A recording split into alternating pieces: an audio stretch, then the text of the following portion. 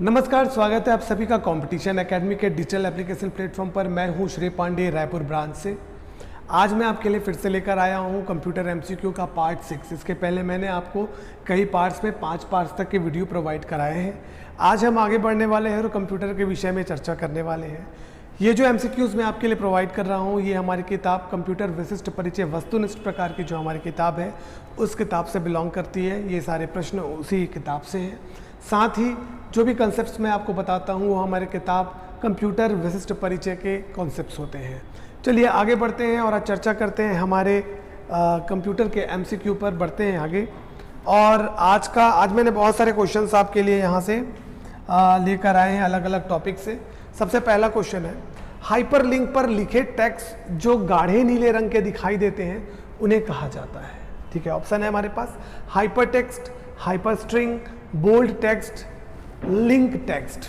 ठीक है, तो देखिए ऐसा एक प्रश्न अभी हाल ही में आया था, उन्हें क्या कहा जाता है। तो देखिए लिंक भी कहा जाता है, याद रखेंगे कि लिंक भी कहा जाता है, क्योंकि हम सामान्य बोलचाल की भाषा में जब हम कोई भी पेज ओपन करते हैं और पेज पे जो हमें ये ब्लू कलर के जो हमें दिखाई देती हैं इन्हें हम लिंक्स कहते हैं ना।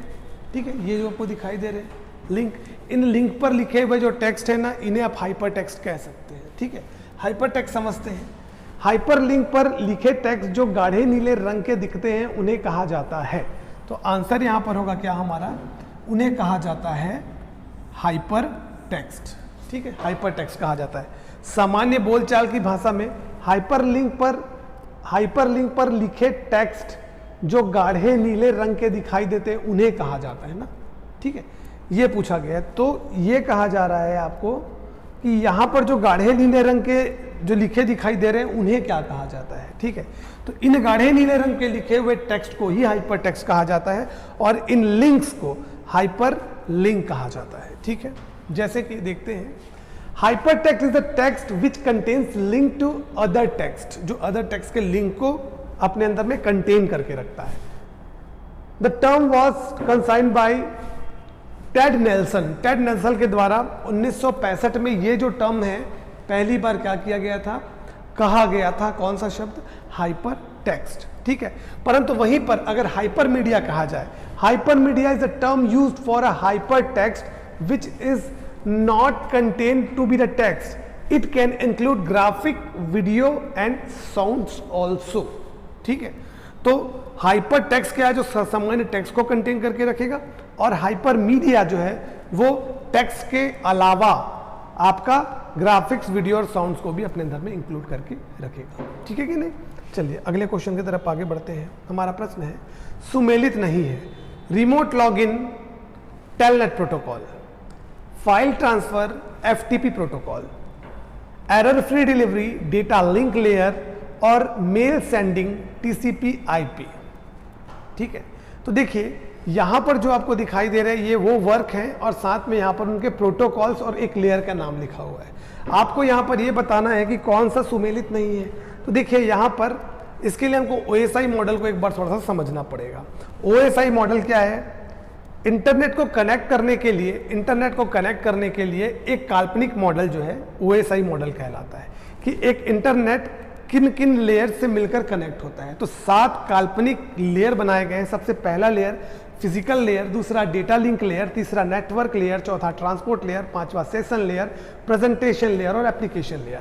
हर लेयर का अपना एक अलग काम होता है और हर लेयर में अलग अलग प्रोटोकॉल यूज किए जाते हैं। अगर आपको 2 कंप्यूटर को आपस में किसी फिजिकल माध्यम से कनेक्ट करना है तो आप फिजिकल लेयर का प्रयोग करेंगे।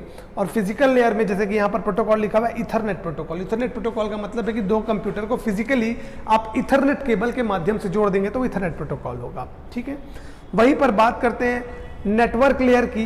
अच्छा, डेटा की एरर फ्री डिलीवरी की बात करें तो वो आएगा डेटा लिंक लेयर। ठीक है, तो हमारे ऑप्शन में वो सुमेलित हो जाएगा। फिर बात करते हैं नेटवर्क लेयर में, देखिए कौन सा प्रोटोकॉल यूज होता है। तो यहाँ पर नेटवर्क लेयर में हम देख पा रहे हैं कि यहाँ पर आईपी प्रोटोकॉल का प्रयोग हो रहा है। ठीक है, वहीं पर ट्रांसपोर्ट लेयर में TCP protocol, transmission control protocol और UDP protocol, user datagram protocol का प्रयोग हो रहा है। ठीक है, तो ये क्या है, एक कंप्यूटर से दूसरे कंप्यूटर तक अगर डेटा की डिलीवरी करनी है, ट्रांसमिशन करना है, तो कौन सा प्रोटोकॉल जिम्मेदार होगा, तो हमारा टीसीपी ट्रांसमिशन कंट्रोल प्रोटोकॉल जिम्मेदार होगा, ठीक है। वहीं पर प्रेजेंट एप्लीकेशन लेयर में आपका HTTP, HTTPS file transfer protocol और DHCP dynamic host control protocol, इसका फुल फॉर्म है डीएचसीपी का डायनेमिक होस्ट कंट्रोल प्रोटोकॉल, तो ये सारे एप्लीकेशन लेयर में प्रयोग होते हैं। तो यहाँ पर हमारा जो आंसर होगा, आप देखेंगे कि रिमोट लॉगिन के लिए कौन सा प्रोटोकॉल, तो रिमोट लॉगिन के लिए टेलनेट प्रोटोकॉल का प्रयोग होता है। इसका मतलब ये होता है कि एक व्यक्ति कहीं दूर बैठा हुआ है और दूर बैठे बैठे वो अपने कंप्यूटर के अंदर क्या करना चाहता है, लॉगिन करना चाहता है मोबाइल्स के थ्रू या कंप्यूटर के थ्रू, तो वहाँ पर जो प्रोटोकॉल यूज होगा उसको कहते हैं टेलनेट प्रोटोकॉल, तो ये सुमेलित है। फाइल ट्रांसफर के लिए एफटीपी, ये भी सुमेलित है। एरर फ्री डिलीवरी के लिए डेटा लिंक लेयर, ये भी सुमेलित है। और मेल सेंडिंग के लिए टीसीपी आईपी, यही गलत है। तो कौन सा सत्य नहीं है, तो हमारा उत्तर होगा डी सत्य नहीं है। बाकी remote login, B file transfer और सी एरर फ्री डिलीवरी, ये तीनों हमारे सही होंगे, ठीक है। तो यहां पर मैंने आपको कुछ प्रोटोकॉल्स के बारे में बताया। आगे अगले प्रश्न की तरफ आगे बढ़ते हैं। हमारा अगला प्रश्न है, डोमेन नेम को आईपी एड्रेस में बदलने की प्रक्रिया क्या कहलाती है। देखिए, डोमेन नेम को आईपी एड्रेस में बदलने की प्रक्रिया, डोमेन नेम को आईपी एड्रेस में बदलने की प्रक्रिया क्या कहलाती है, या फिर आप ये भी कह सकते हैं कि आईपी एड्रेस को डोमेन नेम में बदलने की प्रक्रिया क्या कहलाती है।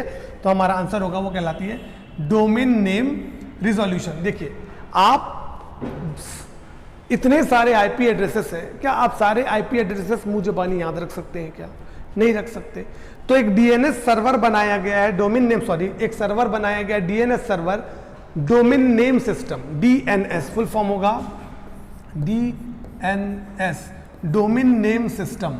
ये डोमेन नेम सिस्टम क्या करता है, ये आईपी एड्रेस को कन्वर्ट कर देता है, किसमें कन्वर्ट कर देता है, सामान्य वेब पते में। किसमें कन्वर्ट कर देता है, वेब एड्रेस में,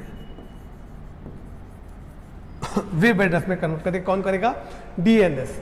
और इस प्रक्रिया को हम क्या कहते हैं, डोमेन नेम रिजोल्यूशन कहते हैं, ठीक है। चलिए आगे बढ़ते हैं। वेबसाइट का सिंगल डॉक्यूमेंट जो वेब कंटेंट को समाहित रखता है और यूजर को सूचना प्रदर्शित करता है। ऑप्शन है hypertext, SERP, web page, web search.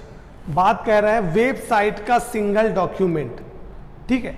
एक वेबसाइट है, उसका एक सिंगल डॉक्यूमेंट जो वेब कंटेंट्स को समाहित करके रखता है। जैसे कि मैं एक पेज खोलता हूं, ठीक है, तो यहां पर आपको बहुत सारी चीजें दिखाई दे रही है, ठीक है। तो यहां पर आपको बहुत सारे लिंक्स दिखाई दे रहे हैं। आप एक लिंक को क्लिक करेंगे तो आप एक वेबसाइट ओपन कर लेंगे। वेबसाइट को ओपन करने के बाद उसके अंदर कोई सिंगल कंटेंट अगर मैं कहूं तो वो क्या दिखेगा हमें, वेब पेज। हमारा आंसर होगा वेब पेज। तो ये वेब पेज ही जो होता है वो सिंगल कंटेंट को क्या करके रखता है, समाहित करके रखता है। अगला क्वेश्चन आगे बढ़ते हैं जी। इंटरनेट किस मॉडल के प्रयोग से कार्य करता है, point two point, client server model, request model, database model, ठीक है। तो हमारा यहाँ पर उत्तर होगा, ये काम करता है client server model. Client server model क्या होता है, देखिए कंप्यूटर में जब हम इंटरनेट के माध्यम से जुड़े रहते हैं तो कोई भी डेटा जो हमें प्राप्त होता है अगर हमारे कंप्यूटर के अंदर ही होता तो डायरेक्ट हमें इंटरनेट की आवश्यकता नहीं होती, सारा डेटा हमें अपने कंप्यूटर से मिल जाता। पर हमें डेटा प्राप्त करने के लिए, कंप्यूटर इंफॉर्मेशन प्राप्त करने के लिए कंप्यूटर या कंप्यूटर के माध्यम से इंटरनेट की आवश्यकता होती है। जब हम इंटरनेट से जुड़ते हैं तो हमें दिखता है कि इंटरनेट से हम किसके माध्यम से जुड़ते हैं, हम वर्क स्टेशन के माध्यम से जुड़ सकते हैं, स्मार्टफोन के माध्यम से, लैपटॉप या कंप्यूटर के माध्यम से। जब हम इंटरनेट में डेटा सर्च करते हैं तो वो डेटा कहाँ पर स्टोर रहता है, सर्वर के पास, ठीक है। तो जो व्यक्ति यूज कर रहा है वो हो गया क्लाइंट, और जो हमें इंफॉर्मेशन देता है वो है सर्वर। तो इंटरनेट जो है वो क्लाइंट सर्वर मॉडल पे काम करता है। सर्वर एक बड़ा डेटाबेस होता है, क्या होता है जी, एक बड़ा डेटाबेस।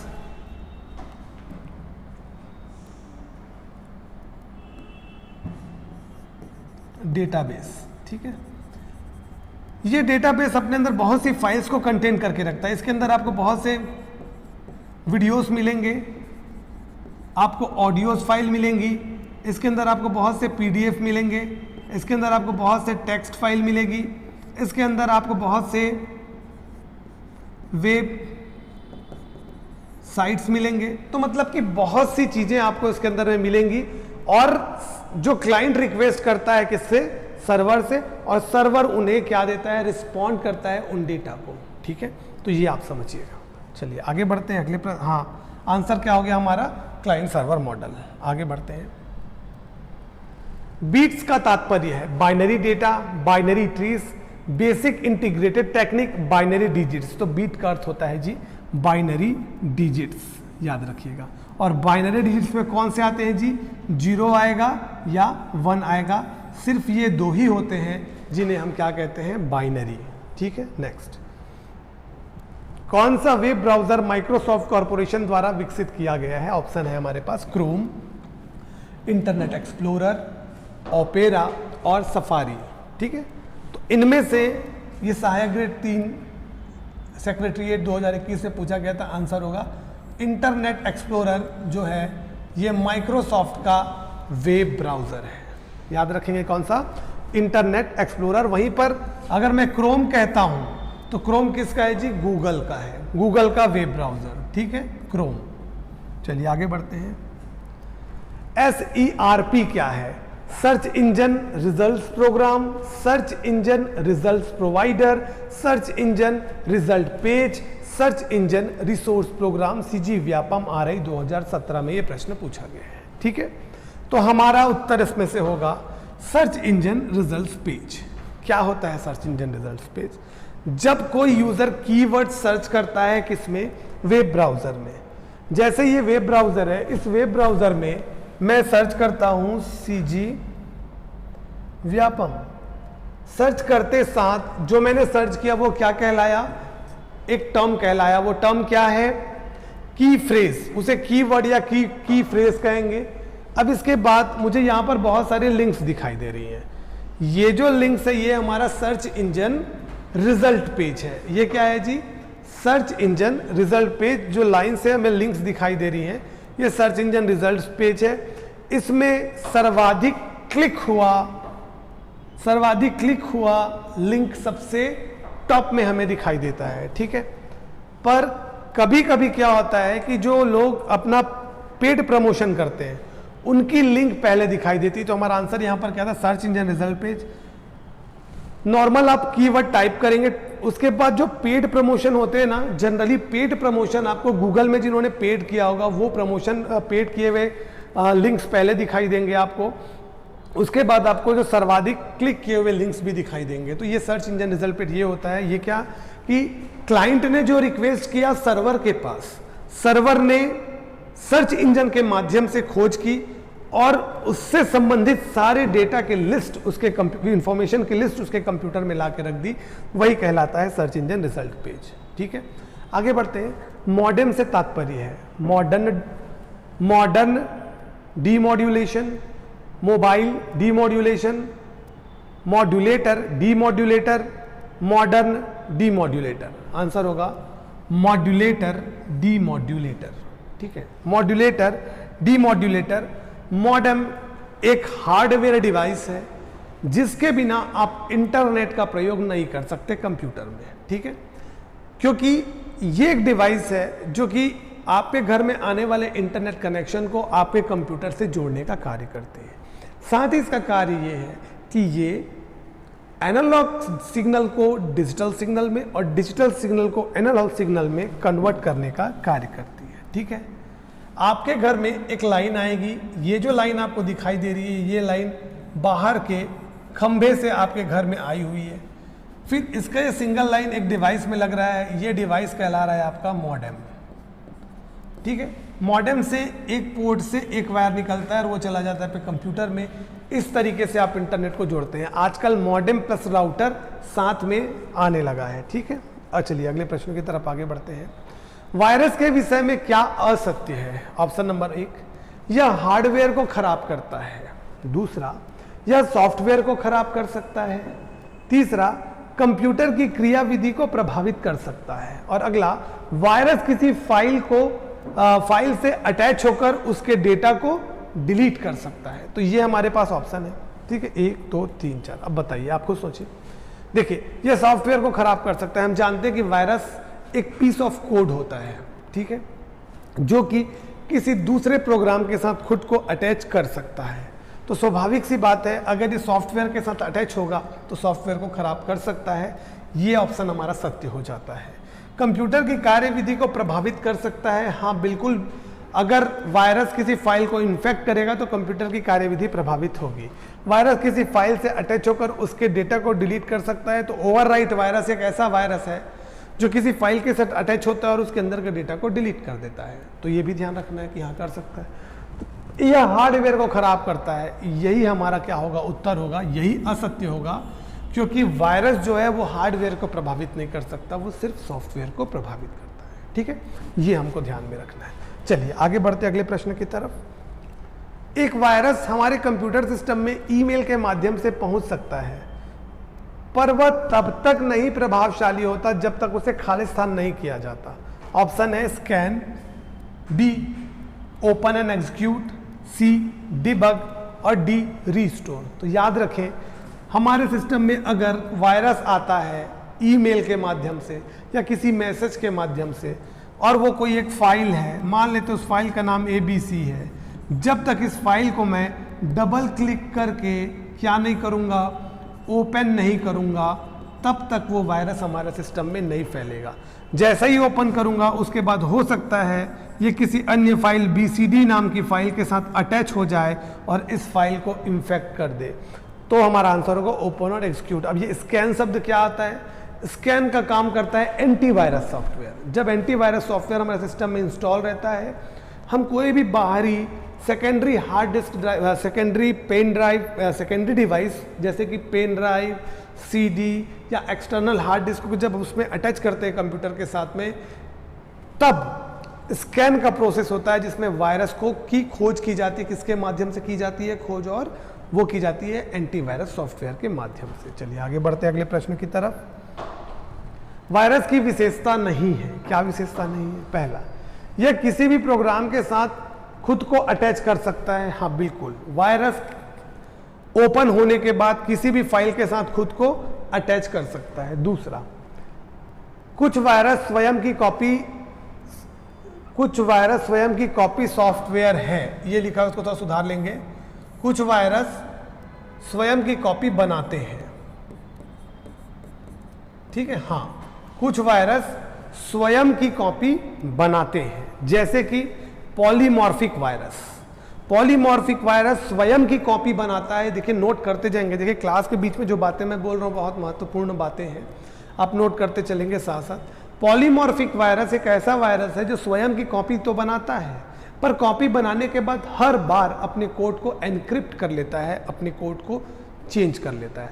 वहीं पर अगर मालवेयर की बात करें तो वॉर्म एक ऐसा मालवेयर है जो अपनी कॉपी बनाता है, एग्जैक्ट कॉपी, जैसा वो है वैसी सेम रेप्लिका बना लेता है। ठीक है, तो ये याद रखना। तो हमारा ये भी है, वायरस की विशेषता नहीं है बताना। ठीक है, वायरस एक यूटिलिटी सॉफ्टवेयर है, तो यही जो है विशेषता नहीं है, हमारा उत्तर होगा, क्योंकि वायरस एक यूटिलिटी सॉफ्टवेयर नहीं है, जबकि एंटीवायरस जो सॉफ्टवेयर होता है वो हमारा क्या है, यूटिलिटी सॉफ्टवेयर है। वायरस कंप्यूटर में तब तक फैलते हैं जब तक उसे ओपन किया जाता है। हाँ, ये सही है। तो मतलब कि A भी सही है, B भी सही है, D भी सही है। मतलब A, B और D वायरस की विशेषता है, और जो हमारा C है, वायरस एक यूटिलिटी सॉफ्टवेयर है, ये अब उसकी विशेषता नहीं है। तो इस प्रश्न के आधार पर हमारा उत्तर होगा C, वायरस एक यूटिलिटी सॉफ्टवेयर है। ठीक है, ये गलत बात है। आगे बढ़ते हैं। निम्न में से विषम की पहचान करें। 4 ऑप्शन दिए हुए हैं। Trojan horse, B worm virus, C spyware और डी मैक्रो वायरस। तो इसमें विषम की पहचान करना है। देखिए, ये सब के सब मैलिशियस ही हैं, द्वेषपूर्ण है, कंप्यूटर को नुकसान पहुंचाने वाले हैं। इनमें से जो ट्रोजन वायरस, वॉर्म वायरस और स्पाईवेयर, ये तीनों मालवेयर की श्रेणी में आते हैं। किस में आते हैं जी? मालवेयर। ये और जो मैक्रो वायरस है ये अलग है इन सब से, यही हमारा उत्तर होगा। ये सिंपल वायरस की श्रेणी में आता है। ठीक है, अब बात करते हैं कि मालवेयर और वायरस में डिफरेंस क्या होता है। ठीक है, दोनों ही मैलिशियस कोड होते हैं, दोनों ही ऐसे प्रोग्राम होते हैं जो कंप्यूटर को नुकसान पहुंचा सकते हैं, परंतु इनमें से अगर हम बात करें मालवेयर की, तो मालवेयर क्या करता है जी? मालवेयर एक सॉफ्टवेयर होता है, वेल डिजाइन सॉफ्टवेयर होता है जो कि आपके सिस्टम में प्रवेश करता है और आपके सिस्टम के महत्वपूर्ण जानकारी, आपकी व्यक्तिगत जानकारी को चुरा सकता है और भी बहुत सारे कार्य वो करता है। वहीं पर वायरस की बात करें तो वायरस आपके सिस्टम में जाके आपकी किसी फाइल के साथ अटैच होता है, ये किसी भी प्रकार से आपकी जानकारी नहीं चुराता। ये वायरस जो होता है ये सिस्टम को इन्फेक्ट करता है, सिस्टम को स्लो कर सकता है, सिस्टम के डेटा को, सिस्टम की मेमोरी को फुल कर सकता है, आपके सिस्टम को बार बार रीस्टार्ट कर सकता है। तो ये सारे कार्य कौन करेगा? वायरस। परंतु आपके सिस्टम से व्यक्तिगत जानकारी चुराना, आपके सिस्टम पर निगरानी रखना, इस प्रकार का अगर कोई काम करता है तो वो कहलाएगा मालवेयर। ठीक है, चलिए आगे बढ़ते हैं अगले प्रश्न की तरफ। मालवेयर प्रोग्राम के प्रभाव है। पहला, कंप्यूटर से संवेदनशील जानकारी चुराता है। बिल्कुल हाँ, चुराता है।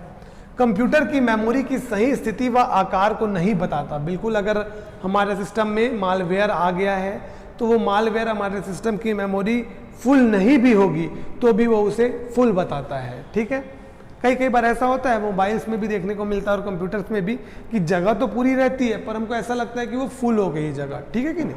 चलिए आगे बढ़ते हैं।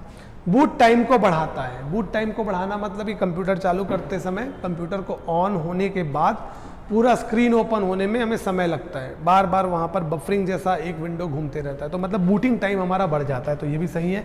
तो आंसर आएगा मालवेयर तीनों काम करता है और कहीं ना कहीं वायरस भी कंप्यूटर से संवेदनशील जानकारी चुराना को छोड़ के बाकी ये दोनों काम वायरस भी करते हैं।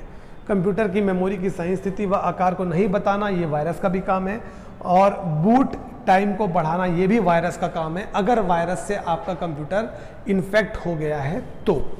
ठीक है, चलिए आगे बढ़ते अगले प्रश्न की तरफ। निम्न में से कौन सा एक मालवेयर है? क्रीपर, मेलिसा, कोड रेड और कीलॉगर। तो देखिएगा ये हमारे पास आंसर है डी, कीलॉगर। ये एक मालवेयर है, बाकी क्रीपर, मेलिसा और कोड रेड ये एक वायरस के प्रकार है। ठीक है, कीलॉगर एक प्रकार का स्पाईवेयर है। कीलॉगर एक प्रकार का स्पाईवेयर है।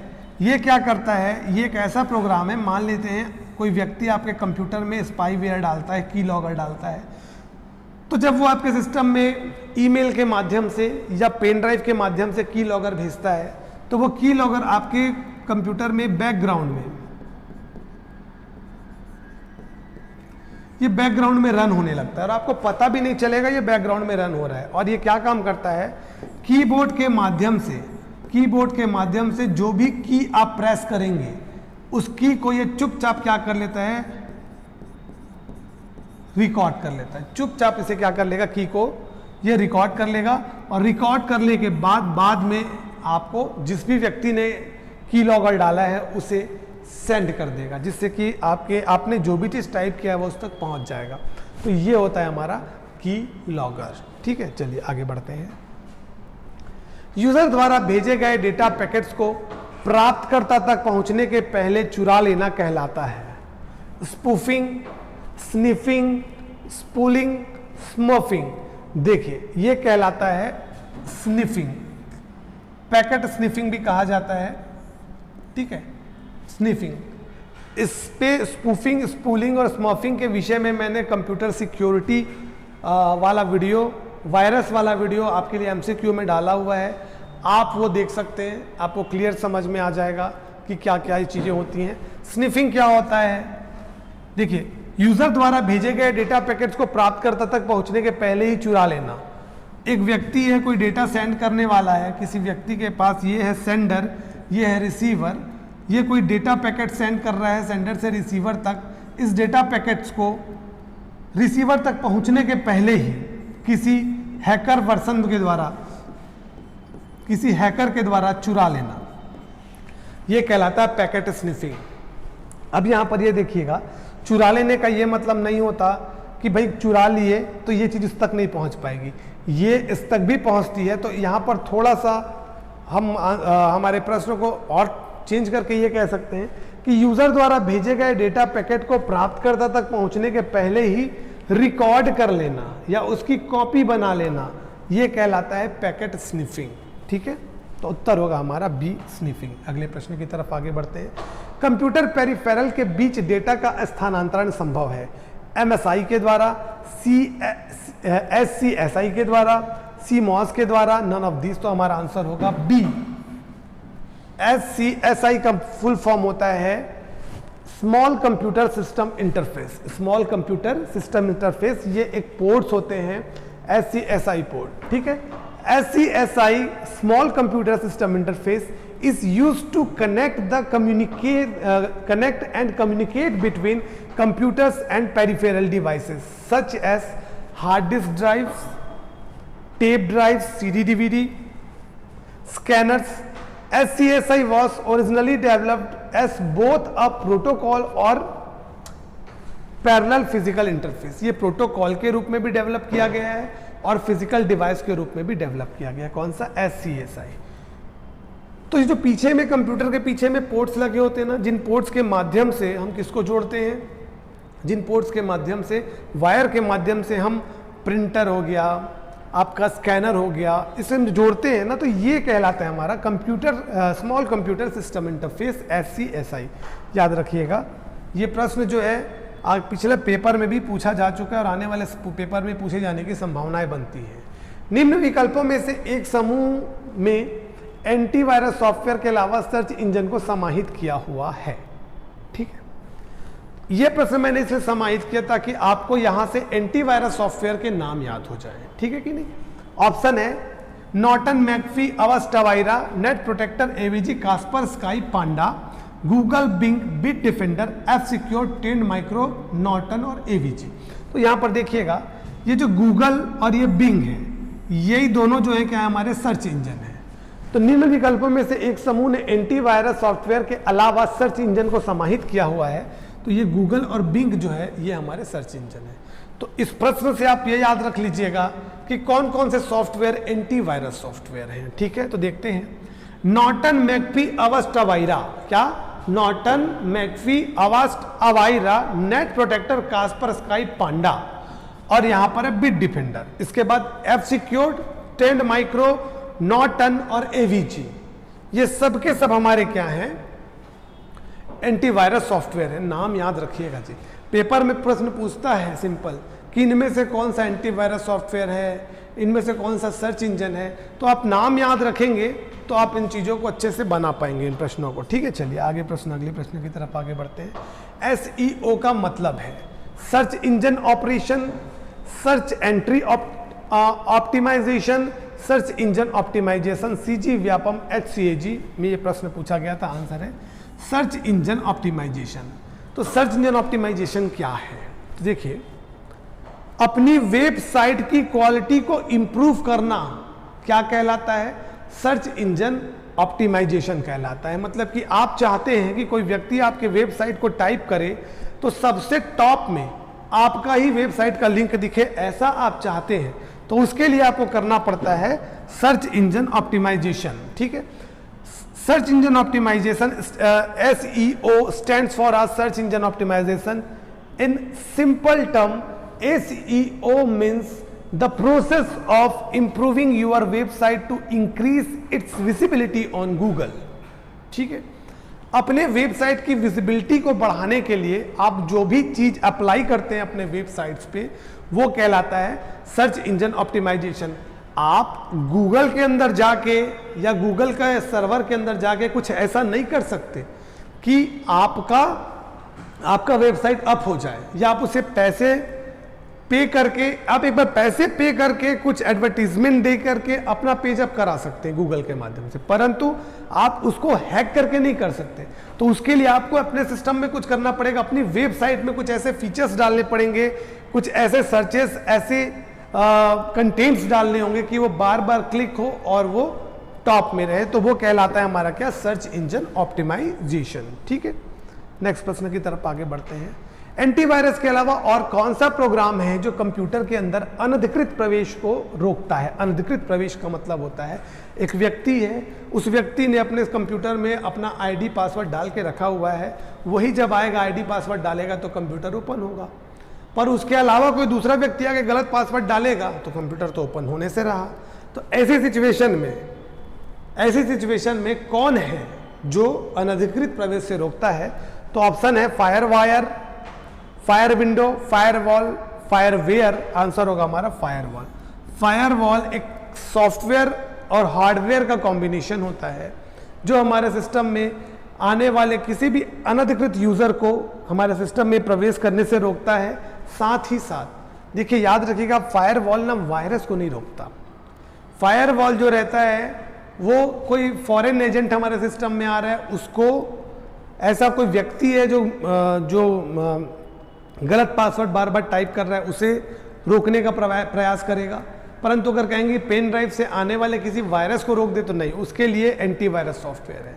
और वो भी एंटीवायरस सॉफ्टवेयर उसे तब तक फाइंड नहीं कर सकता जब तक कि वो उसका डेटा पहले से ही एंटीवायरस के सर्वर में हो। अगर डेटा पहले से एंटीवायरस के सर्वर में है तभी वो उसे फाइंड कर पाएगा। अगर कोई नया वायरस है तो एंटीवायरस उसे फाइंड नहीं कर पाएगा। चलिए आगे बढ़ते अगले प्रश्न की तरफ। एंटीवायरस के विषय में असत्य कथन बताइए। यहाँ पर 4 कथन लिखे हुए हैं, उसमें से एक कथन असत्य है, बाकी सत्य है। ठीक है, एंटीवायरस एक यूटिलिटी सॉफ्टवेयर है, हाँ ये कथन सत्य है। Antivirus software client server model पर कार्य करता है, हमारा ये कथन भी सत्य है। नॉर्टन, मैकफी और क्विक हिल एक एंटीवायरस है, ये कथन भी सत्य है। एंटीवायरस स्पैम की पहचान करता है, ये कथन जो है हमारा असत्य है। यही हमारा उत्तर होगा, क्योंकि एंटीवायरस सॉफ्टवेयर स्पैम की पहचान नहीं करता। अब बताइए स्पैम क्या होता है? तो स्पैम जो होता है वो होता है अवांछित मेल या मैसेज जो कि किसी भी कंपनी के द्वारा आपके सिस्टम में भेजा जाता है। आप चाहते नहीं हैं तो भी आपके सिस्टम में मैसेजेस आते हैं, ईमेल्स आते हैं। तो वो ईमेल्स जो आपके काम के नहीं है, आपके लिए यूजफुल नहीं है, वही कहलाते हैं स्पैम। और इस स्पैम को जो है एंटीवायरस है वो नहीं खोज पाता। वहीं पर देखिए यहाँ पर एक लिखा हुआ है कि antivirus software client server model पर काम करता है। कैसे काम करता है? आप जब कंप्यूटर को एंटीवायरस अपने सिस्टम में डालते हैं, मान लो आपने AVG एंटीवायरस डाला, डालने के बाद ना जी आप इस पर क्या करते हैं, रजिस्टर्ड होते हैं। तो जब आप रजिस्टर्ड होते हैं ना तो ये जाके एक सर्वर से जुड़ जाता है। कौन सा सर्वर? अगर AVG यूज़ कर रहे हैं तो वो AVG के सर्वर से जुड़ जाएगा। अभी जुड़ गया सर्वर से। अब आपके सिस्टम में जो भी वायरस हैं उन वायरस को मैच करेगा अपने अंदर के लिस्ट से। अगर वो वायरस लिस्ट से मैच हो गए तो यहाँ से वायरस को डिलीट कर देगा। तो आप समझ तो गए ना यहाँ पर क्या हुआ कि आप किसी सर्वर के साथ कनेक्ट हो रहे हो, तो जो यूज कर रहा है वो क्लाइंट हो गया, जिससे कनेक्ट हो गया वो सर्वर हो गया। तो हो गया ना क्लाइंट सर्वर मॉडल। थोड़ी देर पहले हमने देखा था क्लाइंट सर्वर मॉडल। और यहाँ पर नॉर्टन, मैकफी और क्विक हिल ये तीनों एंटीवायरस है। ठीक है, चलिए आगे बढ़ते अगले प्रश्न की तरफ। इनमें से सर्च इंजन की पहचान करें। ठीक है, अभी इसके पहले मैंने क्या देखा कि एंटीवायरस वाली बात आ गई। एक और प्रश्न था, सारे एंटीवायरस के ग्रुप थे, उसमें सर्च इंजन 2 थे। अब यहाँ पर बोल रहा है कि यहाँ पर फिर कुछ नाम लिखे हुए हैं, इनमें से आपको सर्च इंजन की पहचान करनी है। तो देखिए हॉटबॉट, हॉटबॉट एक सर्च इंजन है। दूसरे नंबर पे क्रोम, तो क्रोम सर्च इंजन नहीं है। क्रोम क्या है जी? वेब ब्राउजर है। ask.com ये भी हमारा सर्च इंजन है। वहीं पर सफारी लिखा हुआ है 4th ऑप्शन, ये हमारा वेब ब्राउजर है। क्विल जो लिखा हुआ है ये जो है हमारा सर्च इंजन है। और डक डक गो 6 नंबर का ये भी हमारा क्या है? सर्च इंजन है। तो ऑप्शन 2 और 4 जो है इनमें से सर्च इंजन की पहचान करें तो 2 और जो 4 है ये सर्च इंजन नहीं है, बाकी हमारे सर्च इंजन है। तो हमारा उत्तर होगा C 1, 3, 5 और 6। 1, 3, 5, 6 ये सर्च इंजन है, ये सर्च इंजन है, क्विल सर्च इंजन है, duck duck go search engine है। बाकी क्रोम और सफारी जो हमारे वेब ब्राउजर हैं। नए स्टूडेंट जो इस विषय में नहीं जान रहे होंगे वो ये नोट कर लेंगे। ठीक है, अगला प्रश्न। निम्न विकल्पों में से सर्च इंजन के प्रकार हैं: डायरेक्टरी आधारित सर्च इंजन, क्राउलर आधारित search engine, hybrid search engine. उपरोक्त सभी तो ध्यान रखेंगे तीनों ही सर्च इंजन के प्रकार हैं। मैंने एक स्पाइडर सॉफ्टवेयर के विषय मैंने बताया था, जो कि सर्च इंजन का एक सॉफ्टवेयर होता है जिसका नाम स्पाइडर या क्राउलर होता है, जो कि विभिन्न वेबसाइट्स में जाकर उनकी इंफॉर्मेशन कलेक्ट करके लाता है और सर्च इंजन में उनकी एक लिस्ट बना देता है। तो तभी किसी सर्वर में कौन सा डेटा है ये सर्च इंजन के माध्यम से हमें पता चल पाता है। ठीक है, तो क्राउलर आधारित सर्च इंजन और हाइब्रिड सर्च इंजन, अगर डायरेक्टरी और क्राउलर दोनों को मिला दे तो बन जाता है हाइब्रिड सर्च इंजन। अगर हमारे गूगल पूछेगा कि गूगल किस प्रकार का सर्च इंजन है, तो गूगल एक हाइब्रिड सर्च इंजन है, जो कि मुख्य रूप से पहले क्राउलर आधारित सर्च इंजन भी है। ठीक है, तो हाइब्रिड सर्च इंजन याद रखिएगा। तो ओवरऑल आंसर हो गया तीनों प्रकार के। नेक्स्ट प्रश्न की तरफ आगे बढ़ते हैं।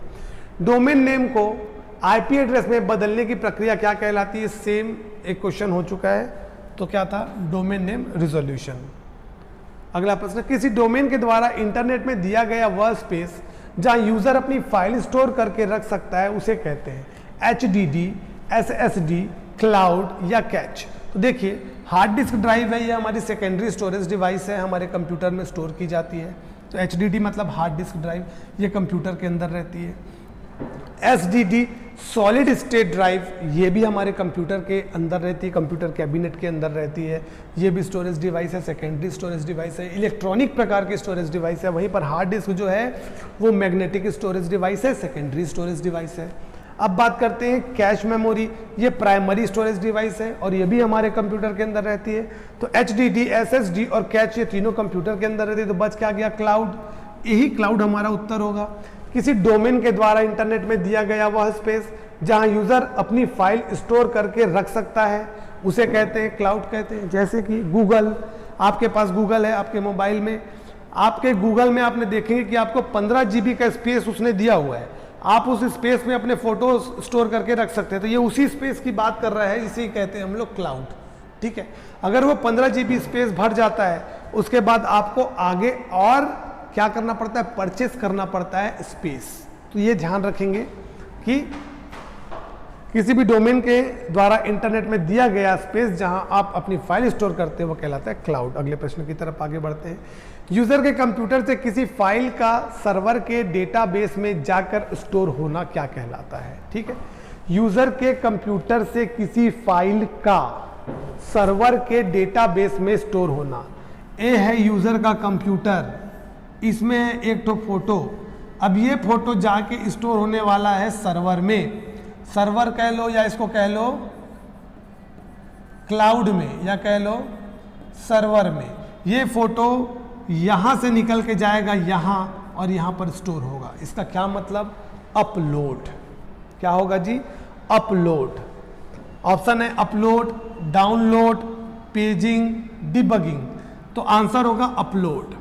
ठीक है, क्लाउड हमेशा भाई ऐसे याद रखो ना कि आसमान में जो बादल होते हैं क्लाउड बोलते हैं उसको, क्लाउड ऊपर में रहते हैं। तो अब नीचे से कोई भी चीज ऊपर फेंकोगे तो उसको अप बोलोगे ना, बादल की तरफ फेंकोगे तो अप बोलोगे। तो बस वही वाली बात है कि आपके सिस्टम से अगर सर्वर में जा रहा है तो अपलोड, आंसर होगा अपलोड।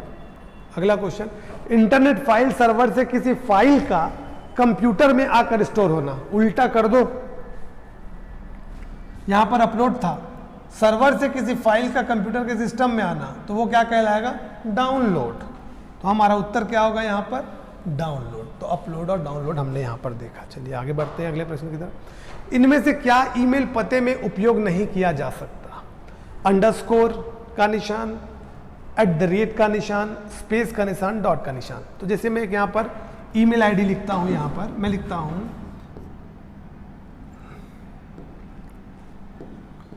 abc@gmail.com। ये मैंने एक ईमेल पता लिखा।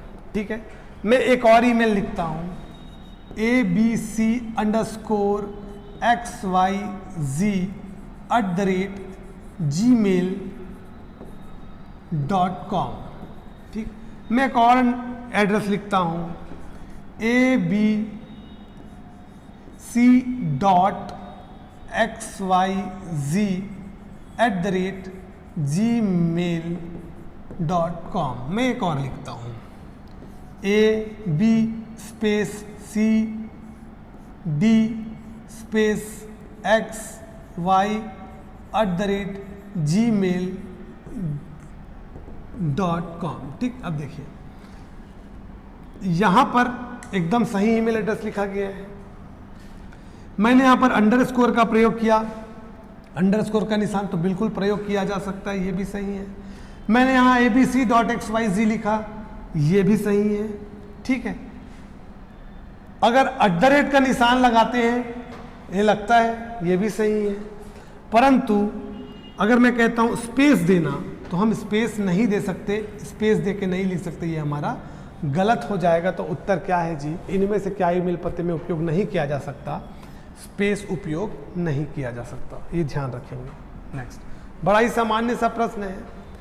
आप कहेंगे कि सर इतने सरल प्रश्नों को आप क्यों बता रहे हैं, तो बता इसलिए रहे हैं, क्या होता है कि जो कंप्यूटर से बिलोंग नहीं करते ना जी, उन लोगों के लिए ना छोटी छोटी बातें भी बहुत पेपर के समय बहुत तकलीफदायक हो जाती है। तो बेटर है कि सामान्य चीज़ों को भी हम समझते चलें, कुछ टफ चीज़ें भी आ जाती हैं बीच में, ठीक है कि नहीं।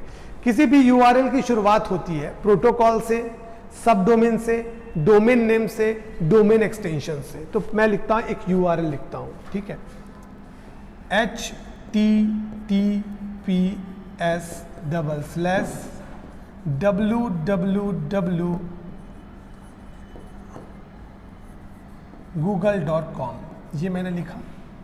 तो देखिए किसी भी URL की शुरुआत हो रही है, कहाँ से हो रही है भाई, HTTPS से हो रही है। तो ये HTTPS क्या है, ये है हमारा protocol, hyper text transfer protocol. S का मतलब सिक्योर, हमारा उत्तर होगा प्रोटोकॉल से।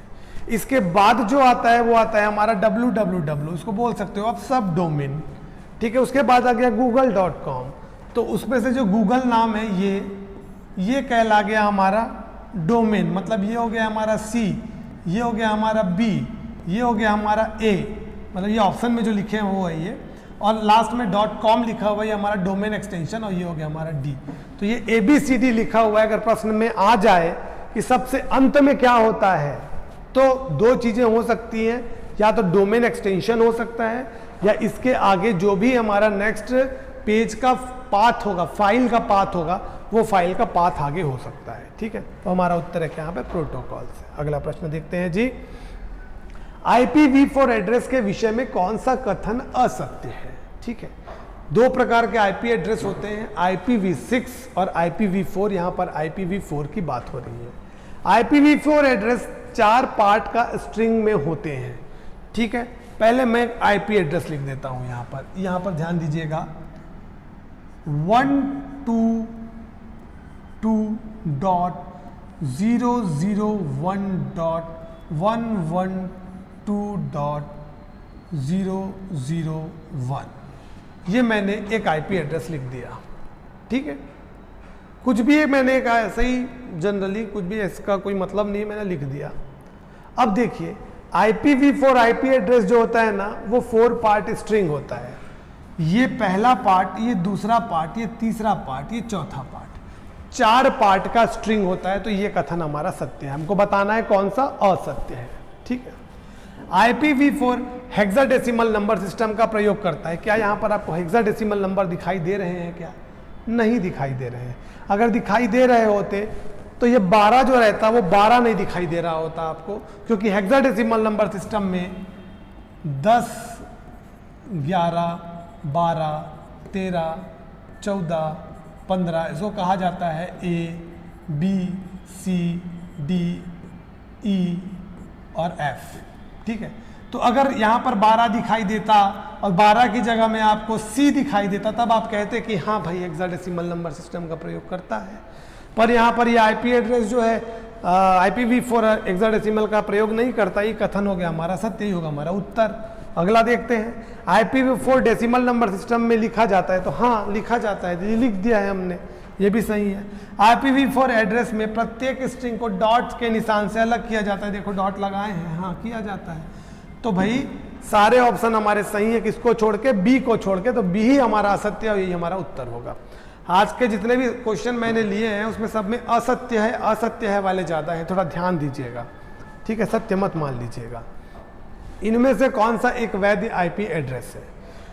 तो सबसे पहले जब ऐसा प्रश्न आएगा तो आपको कैसे कैसे चीज़ों को समझना है, ध्यान से दीजिएगा। आप पहला स्टेप रखें कि ये कितने पार्ट में है, देखें। तो जैसे ही आप पाते हैं कि ये 1 2 3 4 1 2 3 4 1 2 3 4 1 2 3 4, मतलब ये 4 पार्ट में है, तो ठीक है। ये हमारा 4 पार्ट का है, तो ये राइट हो गया, चारों ऑप्शन 4 पार्ट के हैं। तो हो सकता है कि चारों में से आईपी एड्रेस जो है वो चारों के चारों वैध हों। दूसरा हमें ये चेक करना है कि उन्हें डॉट से सेपरेट किया गया है कि नहीं। ठीक है, देखेंगे क्या डॉट से अलग किया गया है या नहीं, चेक करेंगे। तो देखेंगे सब में डॉट लगा हुआ है, तो हमारा दूसरा कंडीशन भी भूस हो जाता है, अरे यार यहाँ पर भी तो हमारा काम नहीं हो पाया, अब कैसे करें। तो तीसरा कंडीशन, अब ये देखना है कि ये जो डेसिमल नंबर का पार्ट में जो स्ट्रिंग लिखा हुआ है, आपको ये चेक करना है कि ये 000 से लेकर 255 के बीच में लाई करते हैं कि नहीं। अगर ये 255 से ऊपर हुआ इसके बीच का, तो मान के चलो वो आपका आईपी एड्रेस नहीं होगा, क्योंकि IPv4 आईपी एड्रेस में मिनिमम आईपी एड्रेस हो सकता है 000.000.000.000 और मैक्सिमम 2555.255.255.255। ये मिनिमम आईपी एड्रेस हो सकता है आपका, ये मैक्सिमम आईपी एड्रेस हो सकता है आपका, और इसमें जो भी आईपी एड्रेस लिखा होगा उसका जो प्रत्येक पार्ट होगा वो 0 से 255 के बीच होगा। तो चेक करें हैं या नहीं। 111, 110, 111 है तो ये भाई सही है। ये 212, 112, 0 और 11 है, सही है भाई। 251, 256 ये आ गया, यही उत्तर है हमारा। नहीं, गलत है। ठीक है, इनमें से कौन सा एक वैध आईपी एड्रेस नहीं है? तो सी जो है वैध आईपी एड्रेस नहीं है। क्यों नहीं है? तो डेसिमल लिखा है, सही है। 4 पार्ट में है, सही है। डॉट से अलग किया गया है, ये भी सही है। पर दिक्कत क्या है यहाँ पर, इसमें 256 आ गया है जो कि गलत है। यहाँ पर 255 रहता तो एक बार सही हो जाता, क्योंकि जिसके अंदर के जो भी स्ट्रिंग, इसके अंदर के जो भी डेसिमल नंबर हैं वो या तो मिनिमम 0 हो सकते हैं और मैक्सिमम 255 हो सकते हैं, ना 255 से बड़े नहीं हो सकते और 0 से छोटे माइनस में नहीं हो सकते। ठीक है, चलिए आगे बढ़ते हैं। उत्तर है हमारा सी। ईमेल के विषय में क्या असत्य है? ठीक है, ईमेल के विषय में क्या असत्य है? यूजर नेम ईमेल एड्रेस के प्रारंभ में आता है। ठीक है, यूजर नेम यूनिक होता है, एक व्यक्ति का एक ही होता है। ठीक है, यूजर नेम में स्पेस का प्रयोग नहीं किया जाता। यूजर नेम केस सेंसिटिव होता है।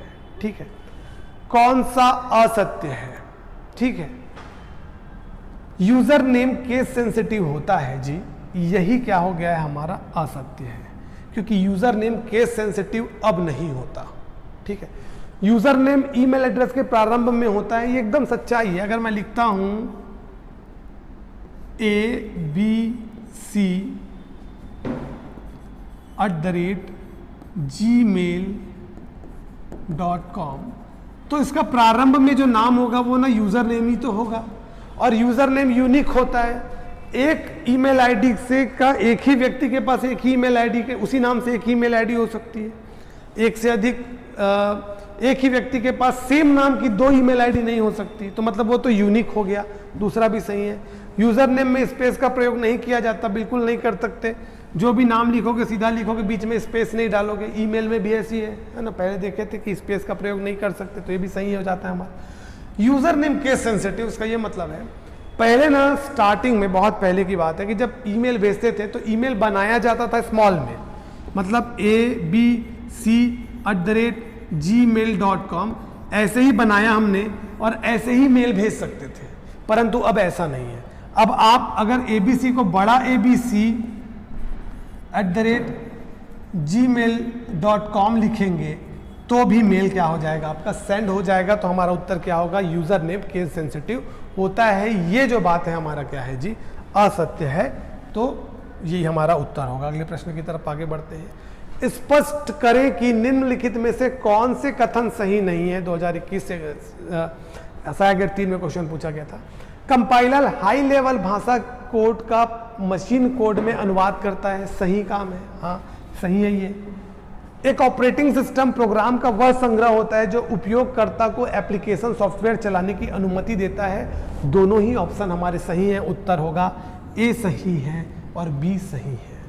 कंपाइलर एक प्रोग्राम होता है जो कि हाई लेवल लैंग्वेज को मशीन लेवल लैंग्वेज में कन्वर्ट करता है, क्योंकि कंप्यूटर जो है वो बाइनरी लैंग्वेज या मशीन लैंग्वेज को समझ सकता है, ह्यूमन के द्वारा लिखे हुए C++ की भाषा को नहीं समझ सकता। उस भाषा को कन्वर्ट किया जाता है कंपाइलर के माध्यम से और फिर मशीन भाषा में बदला जाता है। वहीं पर ऑपरेटिंग सिस्टम एक सेट ऑफ प्रोग्राम होता है, एक ऐसा बेसिक प्रोग्राम जो कंप्यूटर को चलाने के लिए आवश्यक होता है। अगर सिस्टम सॉफ्टवेयर या ऑपरेटिंग सिस्टम आपके कंप्यूटर में नहीं है, आप उस पर कोई दूसरा प्रोग्राम नहीं चला पाएंगे। तो एप्लीकेशन सॉफ्टवेयर को चलाने के लिए भी हमें ऑपरेटिंग सिस्टम की आवश्यकता पड़ती है। अगले प्रश्न की तरफ आगे बढ़ते हैं। कंप्यूटर में प्रयुक्त होने वाली निम्न स्तरीय भाषा के लिए निम्न में से कौन से शब्द प्रयोग में लाए जाते हैं? ऑप्शन है बाइनरी भाषा, निम्न स्तरीय भाषा, मशीनी भाषा, बूलियन भाषा, डिजिटल भाषा और इलेक्ट्रॉनिक भाषा। तो आप सब याद रखेंगे कि ये जो सारे नाम हैं, ये सारे के सारे नाम, मतलब कि आंसर डी 1 2 3 4 5 6 सभी के सब प्रयोग किए जाते हैं किसके लिए? निम्न स्तरीय भाषा के लिए। लो लेवल लैंग्वेज को इन सारे नाम से बोला जाता है। इसे आप 0 और 1 की भाषा भी बोल सकते हैं, निम्न स्तरीय भाषा बोल सकते हैं, लो लेवल लैंग्वेज बोल सकते हैं। बाइनरी भाषा, निम्न स्तरीय भाषा, मशीनी भाषा, बूलियन भाषा, डिजिटल भाषा, इलेक्ट्रॉनिक भाषा, सब के सब सेम। ठीक है, एक ही चीज के लिए इस सारे नाम प्रयोग किए जा सकते हैं। अगले प्रश्न की तरफ आगे बढ़ते हैं जी। स्विचिंग की वह विधि जिसमें प्रेषक और प्राप्तकर्ता के बीच एक डेडिकेटेड कनेक्शन होना आवश्यक है। ऑप्शन है packet switching, circuit switching, message switching, socket switching.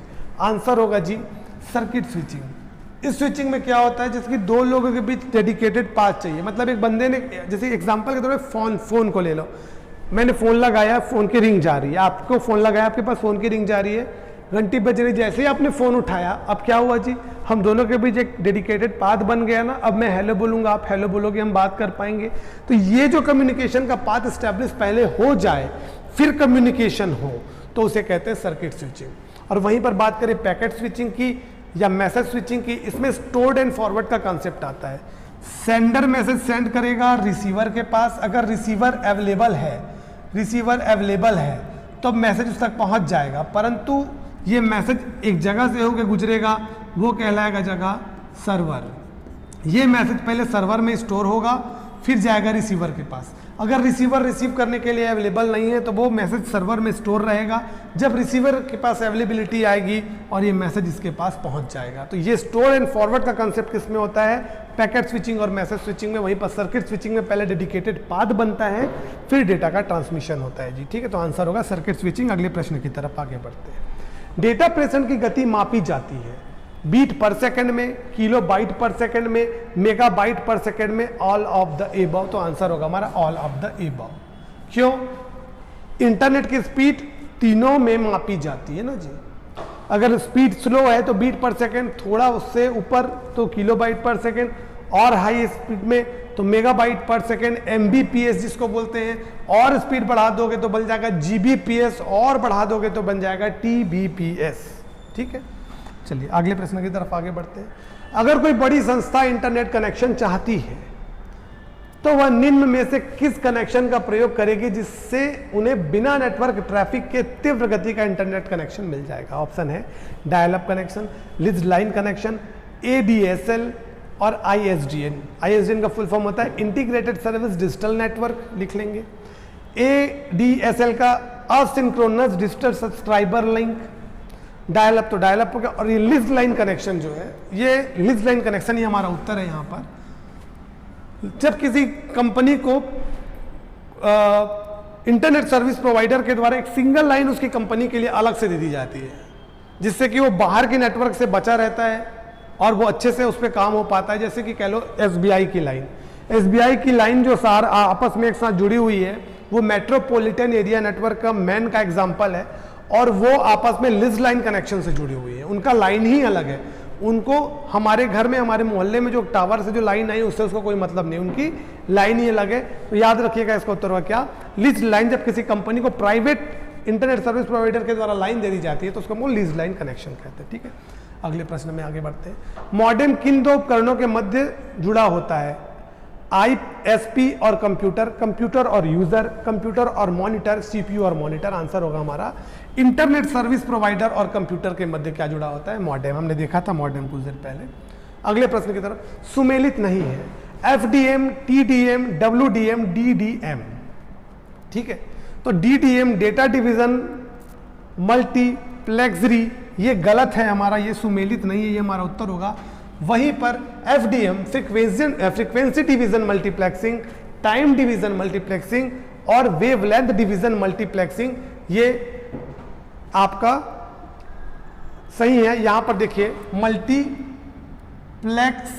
लिखा हुआ है, इसको थोड़ा सुधारेंगे, ये मल्टीप्लेक्सरी नहीं होगा, मल्टीप्लेक्सिंग होगा। ठीक है, मल्टीप्लेक्सिंग होगा। ठीक है, याद रखेंगे। तो ये तीनों मल्टीप्लेक्सिंग एक प्रकार है। मल्टीप्लेक्सिंग क्या होता है? जब बहुत से डेटा इनपुट को एक सिंगल इनपुट लाइन के माध्यम से सेंड किया जाता है तो उसे हम लोग क्या कहते हैं? मल्टीप्लेक्सिंग कहते हैं। मल्टीप्लेक्सिंग के तीन प्रकार, FDM, TDM, WDM। ठीक है, चलिए अगले प्रश्न की तरफ आगे बढ़ते हैं। प्रोटोकॉलों का वह समूह जो सभी ट्रांसमिशन एक्सचेंजेस को इंटरनेट में एक ओर से दूसरी ओर भेजने को परिभाषित करता है, वो कहलाता है CDMA, TCP/IP, FDDI, उपरोक्त में से कोई नहीं। आंसर होगा TCP/IP।